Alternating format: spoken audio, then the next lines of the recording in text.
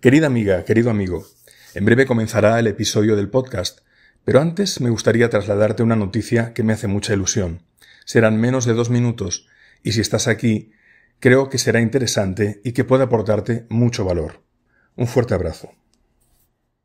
Querida amiga, querido amigo, me da tanta ilusión anunciarte el primer presencial de la Escuela de Transformación Vital que se va a celebrar en el mes de junio, 14, 15 y 16, un viernes por la tarde, un sábado todo el día y un domingo por la mañana, en la ciudad de Girona. ¿Cuál será el tema? Permisos para transformar tu vida. Hace muchos años que vengo acompañando a miles de personas en procesos de transformación vital, tanto desde la formación online como desde la formación presencial. Y tengo claro que el elemento fundamental de la transformación son los sistemas de creencias. Me habréis oído, los que me conocéis, decir muchas veces que lo que creemos es lo que creamos. Y es verdad. Por lo tanto, en este presencial de fin de semana, que será en un lugar maravilloso, la ciudad de Girona, vamos a hablar precisamente de eso y a trabajar. Y sobre todo, a darnos el permiso.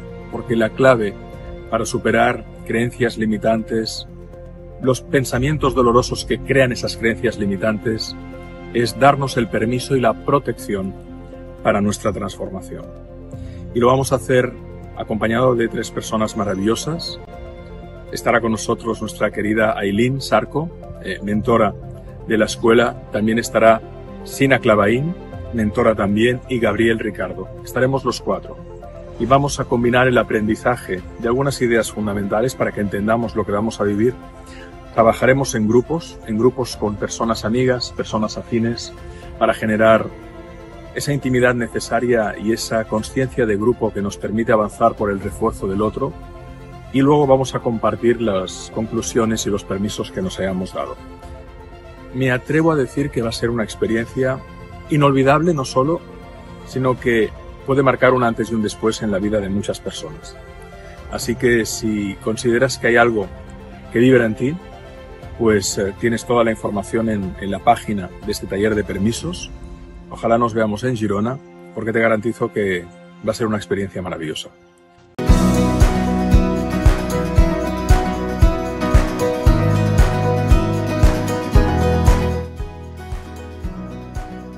Os saludamos, amigas y amigos, y hoy lo hacemos con especial interés, porque el tema que vamos a tocar es un tema que nos interesa a todos los adultos y pasa por conciliar el principio del placer y la sabiduría.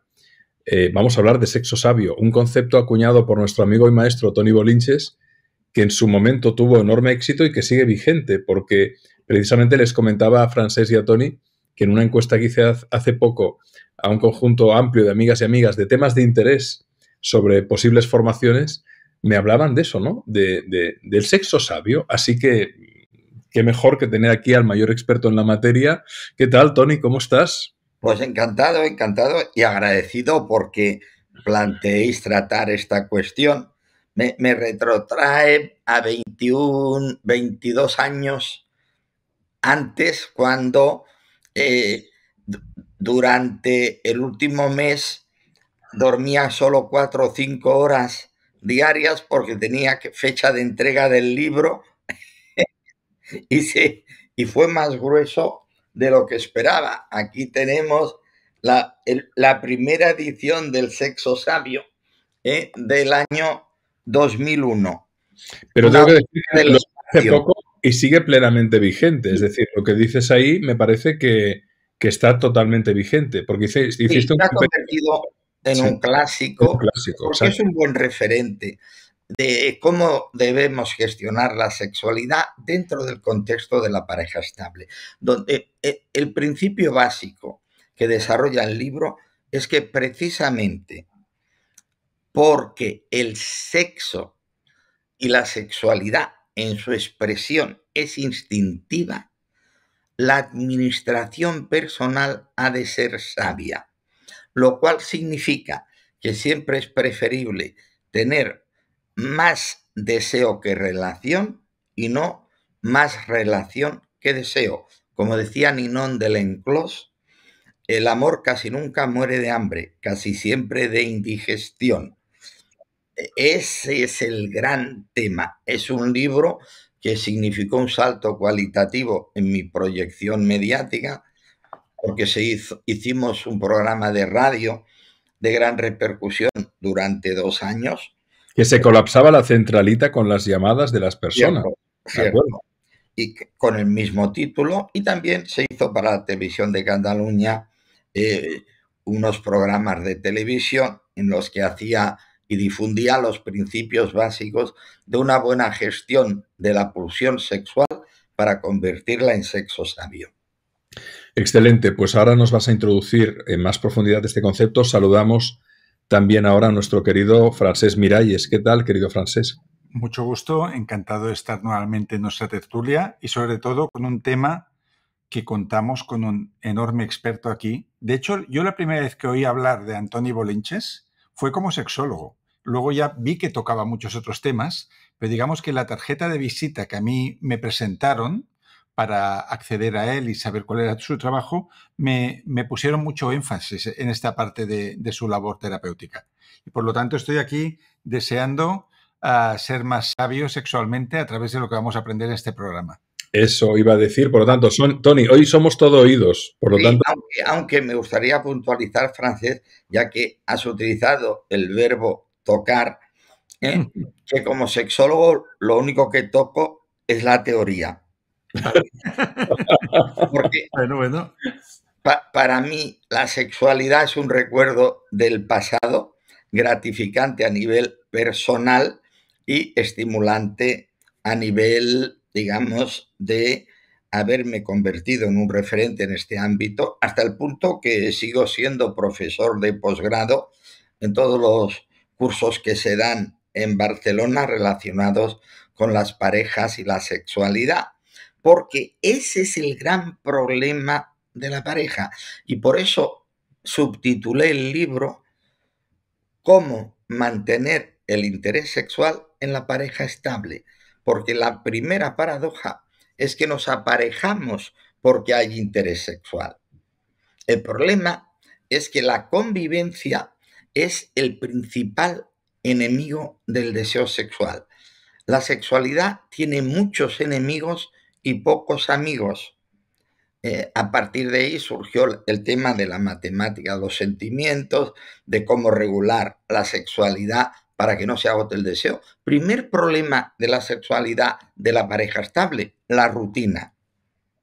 Hacer las mismas cosas con la misma persona, de la misma manera, en el mismo sitio y a la misma hora, en un máximo de 2 años, uno de los dos ha desarrollado sentimiento de tarea y el otro ya vive el sexo como rutinario.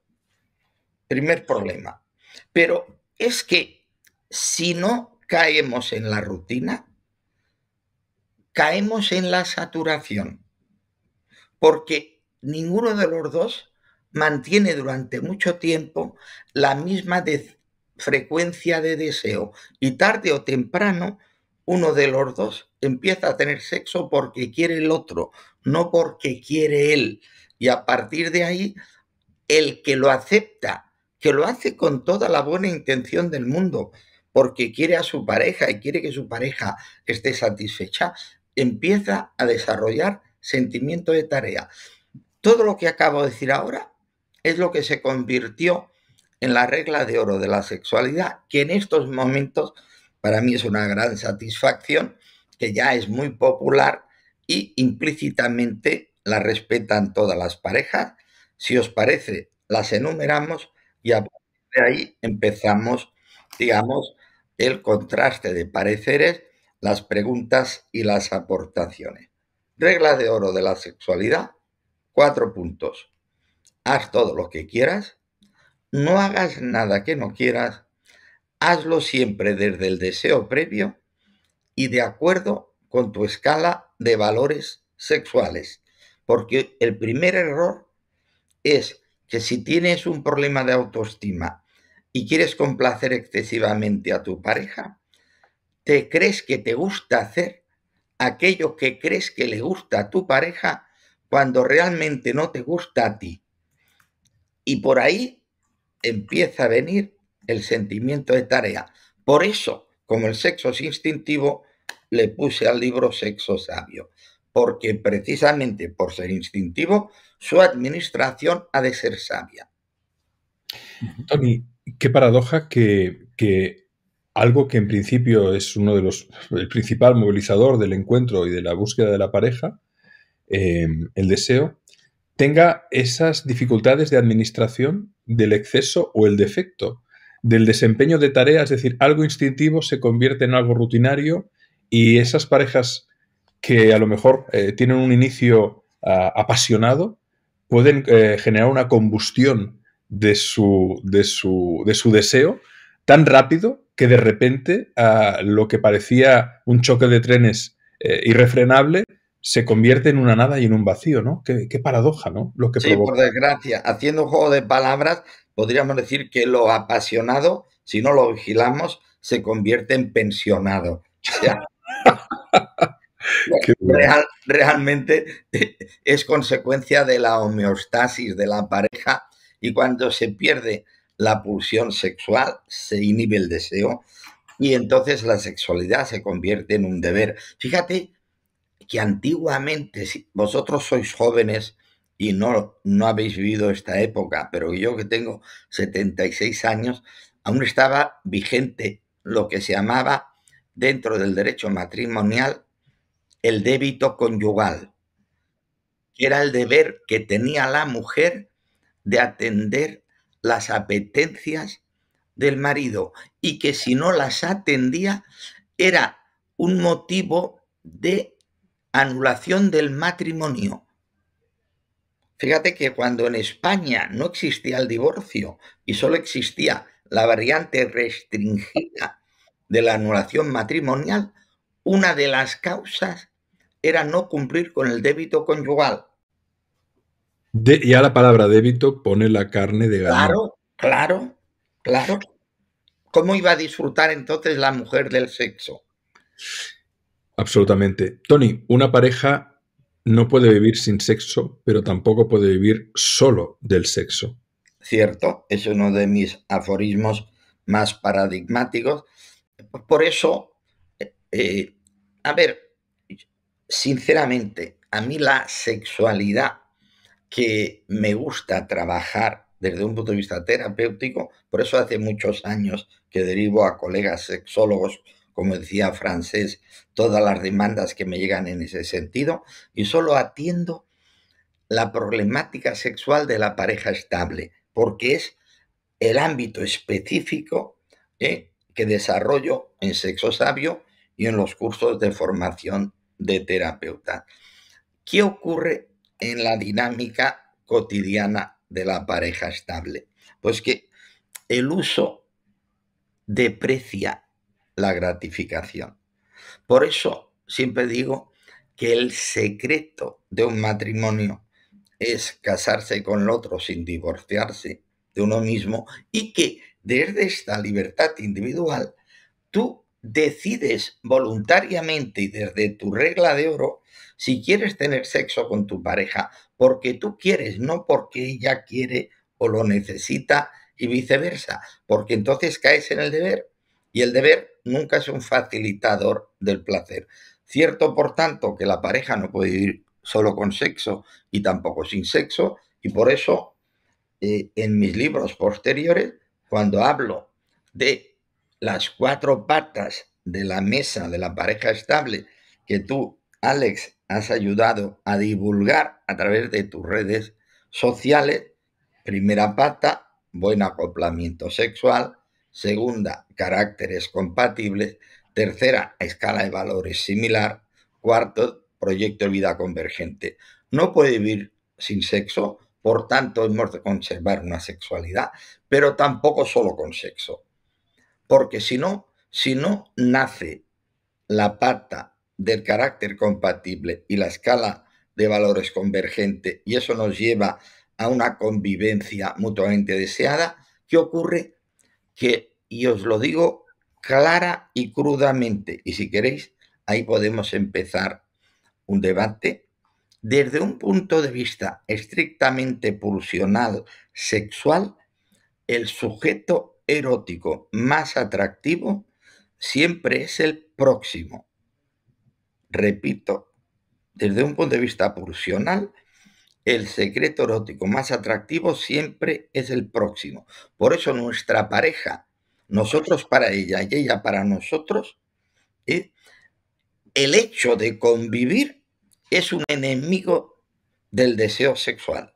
Sí, sí, y ha habido un lapsus que has tenido ahora que has dicho el secreto erótico más atractivo es el próximo en lugar del sujeto erótico, precisamente porque es secreto, es decir, la atracción a lo desconocido es lo que supongo que genera el universo de la fantasía y el deseo y el sexo tiene mucho que ver con eso, ¿no? Cierto, es una interpretación buenísima del lapsus, aunque yo añado otra y las dos pueden ser complementarias. El secreto de cómo yo sigo hablando de sexo después de tantos años de no practicarlo. Francés, desde tu mirada, Sí. literatura, cine, sugerencias. Lo que quisiera es aprovechar que tenemos a Antonia aquí y que no solo ha escrito Sexo Sabio, sino que también ha tocado este tema repetidamente en sus libros de distintos puntos de vista, una duda histórica sobre el sexo que quiero consultarle. Digamos que hace 50 años, hace 60 años, las relaciones sexuales llegaban mucho después de que una pareja trabara amistad. Había un proceso, había un cortejo. Entonces, quizás las primeras relaciones sexuales llegaban al cabo de muchos meses de que estas personas se han conocido. Ahora, la impresión a través de las aplicaciones es que es un poco al revés, ¿no? Que una pareja se conoce, quizás practican sexo el primero o el segundo día y luego empiezan a saber quién es el otro. En el caso extremo, yo puedo mencionar el caso de una amiga, que además lo cuenta en sus entrevistas, hoy es escritora, que conoció a su marido, a su futuro marido, en una aplicación de citas, se fueron directamente a un hotel sin saber cómo se llamaba el uno y el otro, y dice que luego la relación prosperó porque ella le dijo, vamos a desayunar, que si no hubiera dicho vamos a desayunar, no habrían sabido ni los nombres. Entonces yo quería preguntarle al profesor qué opina sobre si el hecho de que el cortejo se ha perdido, si el sexo llega tan rápido, puede hacer que el deseo también se extinga muy rápido. ¿Qué opina de todo esto? La verdad es que planteas un tema de gran envergadura y creo que es uno de los grandes problemas de nuestro modelo de civilización. En uno de mis aforismos digo que entre lo poco y lo demasiado anda el ser humano desorientado. Ni tan restrictivo como tú dices, hace 60 años, que era la generación en la que yo fui joven, y que además fue una generación que empezó a liberarse sexualmente en las postrimerías del franquismo y que la mujer, por, digamos, mimetismo, con lo que reflejan caricaturescamente las películas de López Vázquez y del Esteso y del Pajares, de las suecas, es cierto que mi generación empezamos a tener sexo con jóvenes de otros países. O sea, yo recuerdo que trabajaba en el Banco de Vizcaya, los veranos trabajaba en Sitges y venían las madres con sus hijas y yo me quedaba sorprendido cuando la madre me decía, mi hija dice que tú guapo. Y entonces yo le decía, vale. Y yo le decía, pues, vale, gracias. Y entonces decía, Y pedías el número de teléfono, entonces. le decía, no, a tal hora en tal baile. Y a esa hora venía la madre con la hija, dejaba a la hija conmigo y la madre se iba. Yo alucinaba. Eso me pasaba con 17, 18 y 19 años.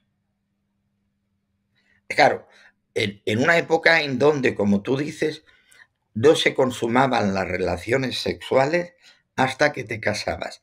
Pero mi generación fue la primera que empezó a casarse por lo contrario, porque empezaba a tener relaciones prematrimoniales. Una famosa película de la época llevó por nombre precisamente Relaciones prematrimoniales. O sea, hablaba de este problema. Yo creo que es mucho más sano lo actual, siempre y cuando el exceso no se convierta en un defecto. ¿Por qué? Por una razón, Francés y Alex, porque con la sexualidad ocurre lo mismo que con el carácter. Que dos personas sin tener ninguna patología caracterial ni ninguna patología sexual, simplemente por su manera de entender y expresar el carácter o el sexo, no son compatibles. Y yo he tenido muchas parejas que no han podido funcionar caracterialmente y cada uno de ellos se ha llevado perfectamente con otra pareja. Y he tenido muchas parejas que por muy buena voluntad que han tenido, porque se querían por caracteres, por proyecto de vida y porque los dos tenían valores similares que hacían de alguna manera previsible que la pareja funcionara óptimamente, no lograron acoplarse sexualmente. Por tanto, empecemos por el sexo, pero no empecemos precipitadamente. Aunque es cierto que, Francés, y te felicito porque has expresado en estos momentos el protocolo que genera que se pase del sexo a la relación. Me lo comentan muchos jóvenes y por tanto lo vamos a tomar como un referente operativo actual del protocolo que pasa de la sexualidad a la relación. Después de la primera relación sexual, uno de los dos se pregunta, ¿le digo o no le digo si ahora vamos a tomar algo? Eso, y si es la primera vez que duermen juntos, uno está pensando, me voy corriendo, me quedo, me arriesgo a decir si desayunamos juntos, y entonces muchos que son previsores ni siquiera hablan de desayunar juntos y lo verbalizan de la siguiente manera. Dicen, ¿qué tienes algo que hacer ahora? O sea, ni me arriesgo en el desayuno. Y entonces, dice, no, ¿por qué lo dices? No, pues si quieres desayunamos juntos. Y es cierto, y lo ratifico desde la práctica clínica de tantos años, que hay muchas parejas relativamente jóvenes, o sea, de menos de 40 años de edad, que me dicen, desde la primera noche que pasamos juntos, ya nunca nos hemos separado. Pero también te digo que hay muchas más que pasan muchas noches juntos y al día siguiente se separan. Y precisamente sobre eso, Tony, sobre algo que acabas de decir en esta línea, personas que pueden tener un proyecto de vida compartido, valores compartidos, un confort relacional alto, eh, eh, pero que no acaban de generar ese acoplamiento en la ternura, en la lujuria, en el sexo. Eso tiene que ser trágico, dramático, en el sentido Mal de... pronóstico, Alex, mal pronóstico. ¿Y por qué razones no se produce ese encuentro en lo sexual cuando en todo lo demás, en las otras esferas de la convivencia cotidiana, de los valores, de la visión de la vida, hay encuentro? ¿Qué Sí, sucede ahí? ¿Qué has a observado? veces, a veces es por prejuicios educacionales o ortodoxia religiosa y otras es simplemente porque los códigos sexuales no son sintónicos. Imagínate que yo tengo tendencia sadomasoquista y mi pareja tiene una tendencia romántica, pues lo tenemos mal, porque evidentemente mi expectativa se frustrará o la suya se sentirá forzada y viceversa. Por eso, no podemos hacer todo lo que queremos. Eso sí, nos ha de gustar todo lo que hacemos. Nuestro deseo ha de regir el comportamiento, pero nuestra categoría, valores y principios morales ha de decidir lo que se permite y lo que no se permite. Por eso, en uno de los juegos de palabras míos más conocidos al respecto, digo que eh, no has de hacer todo lo que te gusta, pero sí te ha de gustar todo lo que haces.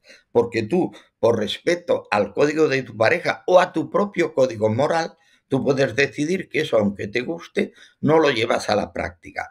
Y la pregunta esencial y la respuesta esencial a lo que tú planteabas, ¿qué pasa con esas parejas? Muy sencillo. Si son jóvenes, rompen. ¿Eh? No recuerdo quién dijo que donde hay como lo decía, matrimonio sin amor, habrá amor sin matrimonio. Entonces la persona queda receptiva a los enamoramientos alternativos y a la infidelidad. Solo hay una excepción: las parejas de larga duración que han tenido un buen sexo y llegan a la fase postsexual. Por ejemplo, a mi edad, yo puedo estar perfectamente instalado en un amor armónico desexualizado porque ya he cubierto durante 10, 15 o 20 años la fase sexual. Y si llego a los 70 y se me inhibe el deseo, como siempre digo en un juego de palabras que algunos colegas cuestionan, cuando digo, ¿para qué quieres la potencia si ya no tienes apetencia? Pero eso solo lo acepta la persona madura.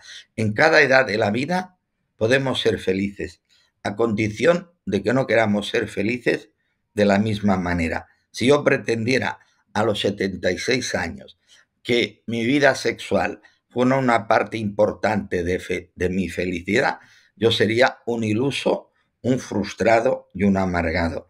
Si acepto que la sexualidad es un recuerdo del pasado gratificante y tengo nuevos alicientes vitales como escritor, como amigo vuestro, como terapeuta, como persona que quiere a su pareja y que tiene la gran suerte de tener una pareja que también le quiere a él, encima no querrás que tenga sexo, ya sería demasiado. Y una última pregunta, Tony, 2 minutos, porque hoy la sección tiene que ser un poquito más corta que habitualmente por motivos de agenda de los tres. A nivel político se planteó el otro día una cuestión aquí en España de que están habiendo muchos problemas en la sexualidad de los adolescentes por la pornografía. Están habiendo violaciones en grupo y se está produciendo como una banalización de la sexualidad. ¿Qué nos podrías decir al respecto a partir de tu experiencia? Bueno, primero, no solo en mi experiencia clínica, sino también como presidente honorario de la Sociedad Catalana de Sexología y miembro de la Junta Directiva, es un tema que nos ocupa y nos preocupa. Hace años que somos conscientes del problema, pero el problema es que no se le pueden poner puertas al campo. Las redes sociales han entrado a saco, la curiosidad sexual existe desde la infancia y el problema es que el modelo de sexualidad pornográfico subvierte la evolución natural del despertar de la curiosidad sexual. Es un problema grave y lo hemos de afrontar y nos hemos de enfrentar. Responsabilidad. Recordemos lo que decía Henri Bataillé: sin prohibiciones no hay erotismo. Y si queremos que el sexo conserve parte de su erotismo original, hemos de dejar que los niños y los adolescentes evolucionen psicosexualmente de acuerdo con su manera natural de vivir la curiosidad sexual. Cuando pones el carretón delante de los bueyes y a los 8, 9 o 10 años están viendo parafilias sexuales diversas, pues evidentemente eso lo que está generando es una distorsión del código de comportamiento sexual que va a distorsionar el carácter y la personalidad. Por tanto, ojalá Sexo Sabio inspire un replanteamiento de qué debemos entender por sexualidad en las distintas épocas de nuestra vida. Muchísimas gracias, Tony. Gracias, Francesc. Hoy el protagonismo lo ha tenido nuestro querido maestro. Y merecidamente. Y deciros que, por supuesto, os invitamos a la lectura del libro Sexo Sabio de Antoni Bolinches y que también nos trasladéis, por favor, aquellas temáticas de interés que os gustaría que abordemos en los siguientes programas a través de los comentarios que podáis hacer en las diferentes plataformas donde compartimos nuestro Ojalá lo hubiera sabido antes. Gracias por estar aquí y nos vemos la próxima semana. Un fuerte abrazo.